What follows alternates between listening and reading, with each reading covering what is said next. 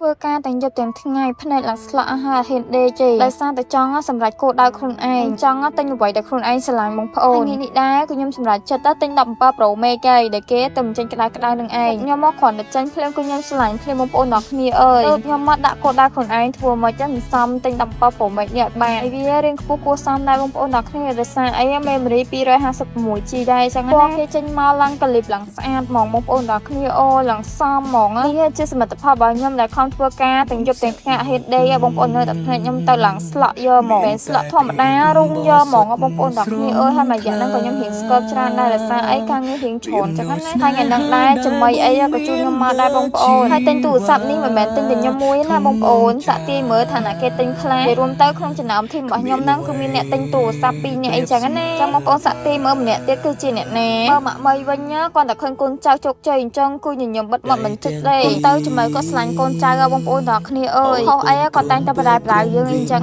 ណាក្លើធ្វម្សៅផាត់ធ្វឲ្យក្រហមអីគឺយើងធ្លាប់ប្រើអស់ហើយបងប្អូនចង់ឲ្យបងប្អូនទាំងគ្នាក៏លេខមកមើលឆាឡាប្លើសនេះវិញចំណេញទាំងពេលវេលារបស់យើងហើយគេថែមទាំងស្អាតទៀតបងប្អូនហើយប្លើសនេះឈ្មោះថាឆាឡាប្លើសបងប្អូនមើលសាច់ប្លើសរបស់គេគឺស្អាតខ្លាំងមែនតើហ្មងសំខាន់ណាស់ស្រួលប្លែនលើស្បែកមុខរបស់យើងទៀតបងប្អូនឃើញអត់ខ្ញុំគាត់តែប្លែនតិចណាគឺឃើញស្បែកមុខរបស់យើងស្អាតហ្មងហើយសំខាន់ណាស់ការសម្រាប់របស់យើងមកតង់ទៀតគេក៏មិនមែនមានតែមួយកូដនឹងដែរគេមានរហូតដល់5កូដ5ពណ៌បងប្អូនទាំងគ្នាស្រឡាញ់ពណ៌មួយណាយកពណ៌មួយនឹងទៅតែបើសម្រាប់ខ្ញុំគឺខ្ញុំស្រឡាញ់ទាំង5កូដនឹងហ្មងបងប្អូនទាំងគ្នាអើយពណ៌គេមិនក្រហមខ្លាំងមិនដិតខ្លាំងនិយាយរួមទៅមកស្អាតហ្មងសំខាន់ណាស់ប្លែនទៅឡើងគីឡូលើស្បែកមុខរបស់យើងទៀតចំណាយពេលតែ1នាទីក៏អាចស្អាតបានដែរជាមួយនឹងឆាឡាប្លើសហើយបងប្អូនទាំងគ្នាកុំភ្លេចទិញប្រើទាំងអស់គ្នាណា